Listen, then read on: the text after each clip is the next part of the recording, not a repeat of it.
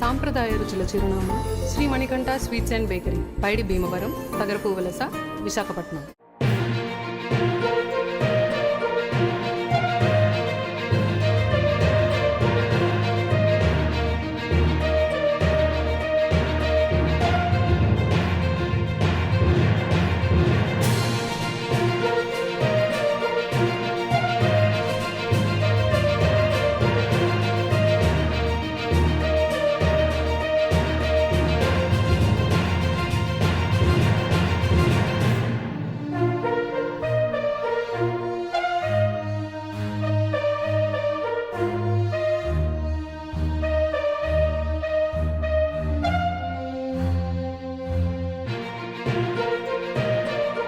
Break news చూస్తున్నాం. Telugu journalist ఫోరంకు మంత్రి నారా లోకేష్ హామీ ఇచ్చారు. అర్హులైన జర్నలిస్టులందరికీ త్వరలోనే ఇళ్ల స్థలాలు ఇవ్వనున్నట్లు ప్రకటించారు. అక్రిడేషన్లు జారీ పూర్తి కాగానే ఇళ్ల స్థలాల ప్రక్రియ చేపడతామని స్పష్టం చేశారు. TGF founder and president Eeshwar Chowdary మంత్రి నారా లోకేష్ కలిసి జర్నలిస్టుల సమస్యలను వివరించారు. జర్నలిస్టుల సంక్షేమం కోసం శ్రమిస్తున్న జర్నలిస్టుల ఫోరం సభ్యులపై మంత్రి లోకేష్ ప్రశంసల వర్షం కురిపించారు.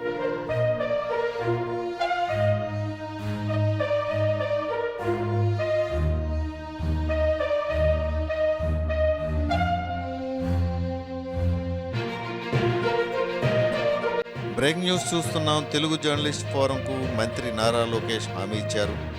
అర్హులైన జర్నలిస్టులందరికీ త్వరలోనే ఇళ్ల స్థలాలు ఇవ్వనున్నట్లు ప్రకటించారు.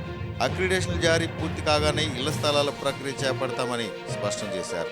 TGF founder and president Eeshwar Chowdary మంత్రి నారా లోకేష్ కలిసి జర్నలిస్టుల సమస్యలను వివరించారు. జర్నలిస్టుల సంక్షేమం కోసం శ్రమిస్తున్న జర్నలిస్టుల ఫోరం సభ్యులపై మంత్రి లోకేష్ ప్రశంసల వర్షం కురిపించారు.